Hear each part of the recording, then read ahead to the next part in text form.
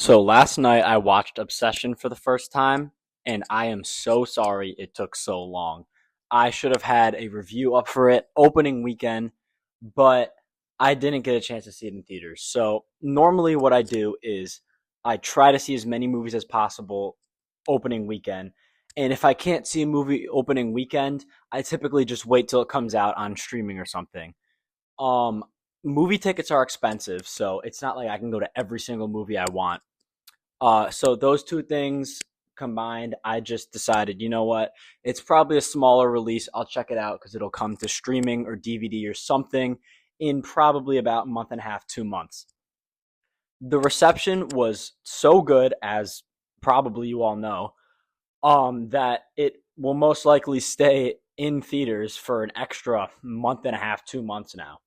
I've been watching Curry Barker and Cooper Tomlinson's comedy skits for like I think 4 years now, however long they've been doing them. I remember seeing them on my For You page on TikTok a ton. Specifically, my favorite one was the one where I think Curry Barker ties up Cooper Tomlinson because he says he's like possessed. That's one of my favorite comedy sketches in the history of comedy sketches. That's one of my favorite videos of all time. So I saw they were making a movie and I was really intrigued by it, and the trailers looked incredible. And I am so glad that this movie lived up to the hype and all the trailers and everything everybody's been saying.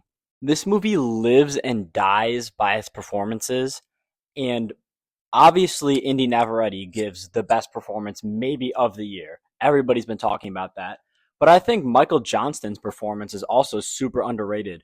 For both of them being relatively unknown and haven't been in many projects in the past, they both brought their A game. They were incredible. Indy Navarrete gave such a like creepy performance, but also sad performance. Being able to switch personalities on a dime and then snap back into it was super impressive. And the facial expressions she makes, I didn't know a human could emote like that. It's really impressive. Plus, Michael Johnston gives a kind of quiet, understated performance. And then a little bit towards the end, he just like lets all of his emotion out in a really good scene. Another thing I thought while looking at the trailers and seeing everything is that this movie looks really good, but it doesn't look that scary. I thought so about 30 minutes into the movie, but then there was a certain point where everything just switched and then it became an actually scary movie. I remember one point in the I think it was I'm trying not to spoil too much because I know not everybody's seen this movie yet, even though a lot of people have seen it. But I'll say the car jump scare.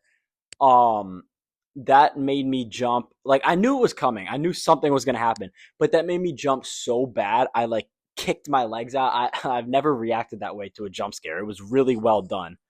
And the gore, the writing, the effects, the direction, great directorial debut. I'm giving Obsession a 9 out of 10. It's currently like my second favorite of the year, but I mean, it could move down to 3, it could move up to 1. Kind of first through third place are all neck and neck between Sheep Detectives, this, and Project Hail Mary. I've only seen each of them once, and I cannot wait to watch all of them again.